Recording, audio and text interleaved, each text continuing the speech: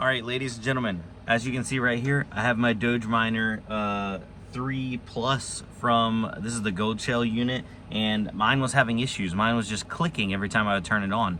And somebody messaged me and they were like, hey, this fixed mine, try it on yours. Leave the power switch on the back on, which right here is the power switch, hold on. Right there, leave the power switch on. It's the little line for on, because O is for off, not for on. Yeah, you know. Anyway, and then unplug and plug the cord in like really fast a couple times. And then it starts working. It stops clicking. Leads me to believe there's something going on with the power supply down below.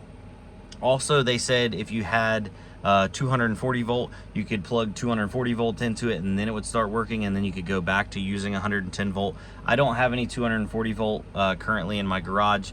I need to run some out here, but I did that. I unplugged it and plugged it back in and jammed it in there a couple times, and now we're hashing again. So what's weird is if I unplug the Ethernet cord, it no longer has my Wi-Fi settings. So I'm gonna go remote into it now and see if it lost all my settings or something. It's kind of odd. Yeah, and then we'll go move it back into the closet, right? Be like, you just gotta unjam it and jam it back in a couple times. We're good to go.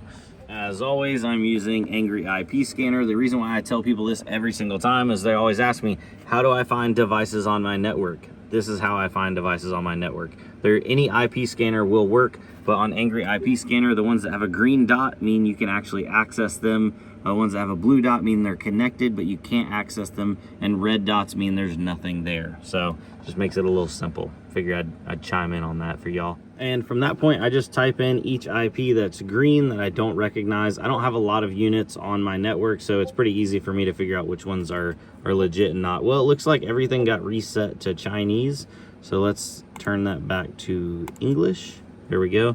We need to unlock this, which I believe the regular password is 1, 2, 3, 4, 5, 6. Oh, hold on. I don't remember. I think it's 1 through 9. Yeah. 1, 2, 3, 4, 5, 6, 7, 8, 9. Unlock. Close that. Now we need to see miner. It's still going to my mining Dutch account, so that's good. We're on the hash rate plan. Looks like we're getting pretty much full hash, so heck yeah there. Now let's go over to system, and it looks like my Wi-Fi settings got reset. So I'm gonna reset up Wi-Fi and then go move it into my office, or sorry, my closet. Once you have your settings correct, then you connect to it. It'll say wireless is connected, even though I'm still plugged in through LAN. Now I'm gonna unplug everything, move it into my wife's, or me and my wife's closet. I say my wife's closet, and plug it back in, and hopefully it'll fire back up and I don't have to jam the cord in and out a bunch. But it leads me to believe something is wrong in the power supply. So yeah, I'm not exactly sure what that is. Now these have an integrated power supply, so that's less than stellar. I've talked to some people and it looks like there is just a positive and a negative terminal inside there. So if need be, it can be fixed or rigged up in one way or another. These units are about 500 watts. It's been good for me for the past few months up until this issue. I'd love to hear from more people down below. Is this like an early run production thing? Is it still happening to units? I don't know. All right, so going over to coinwars.com, this is a Dogecoin mining calculator. This bad boy does 800 mega hash at about 500 watts, give or take. So it's making $2.63 a day, or 7.2 Doge per day of Dogecoin if you wanted to keep that. Electric costs at 10 cents per kilowatt, $1.20. So if you were selling it daily and paying for your electric, that'd be $1.43 a day. In the wintertime, it's perfect because it's just offsetting some heat. But in the summertime, obviously, you're gonna have to offset some AC or put it in a place where you don't have to air condition. Now, the issue is I have a hard time recommending this unit because it has that integrated power supply that seems to be failing. And I've read a couple other reviews where theirs have failed as well. So instead, I'm pointing people towards the Gold Shell Mini Doge 3, not the 3 Plus. So this one does 700 mega hash at 400 watts. And if we compare the difference, 700 at 400.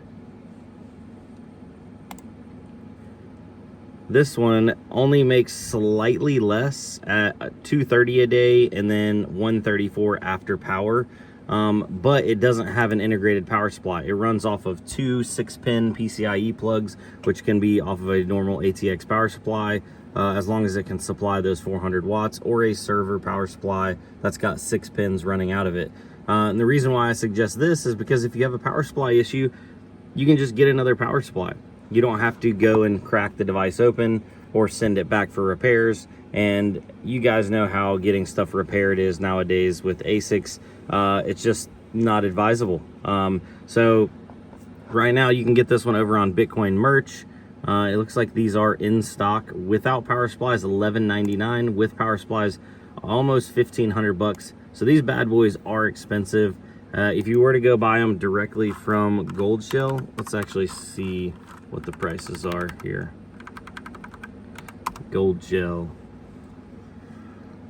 I believe they're cheaper, but you still do have to pay your import duties, and you have to get it shipped across the ocean.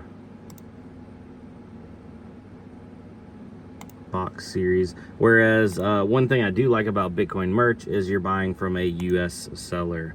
So yeah, here, mini Doge 3 Plus. They're actually on sale for $770.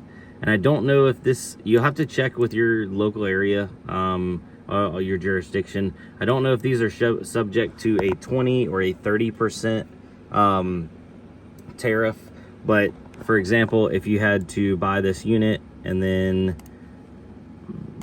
770 times 0.130, so sorry, I did that wrong. 770 times 1.30. So this unit would just be right over $1,000. It does have that integrated power supply. Don't know if that's a good or bad thing. And then you would still have to pay, I believe they charge a shipping charge on this, I'm not sure, and a handling time of 14 working days.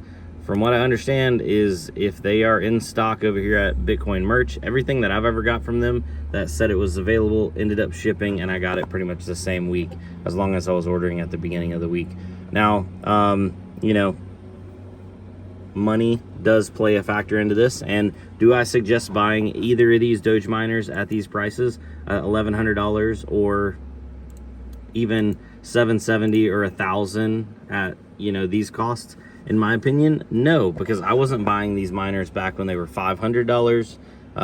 They just didn't make sense. Now being at $770, I feel like we're rolling into these being slightly overpriced compared to other equipment on the market. So I'm going to be doing another video on the EPYC unit. They have a in-home Doge miner, and I'm going to be doing a comparison. So look out for that. I'm just waiting on mine to get here. I ordered it. It's been a while now.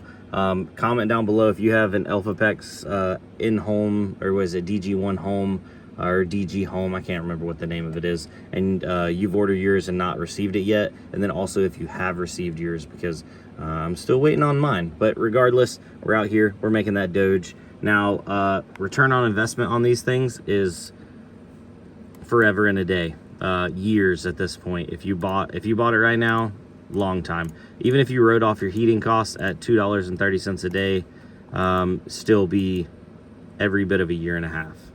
So just take that into account. If you got money to burn, not a bad way to burn it. But if you need this to profit for you, do not buy this unit. Anyway, guys, I'm jumping off here. Y'all have a good one. I'll see you on the flip side. Adios.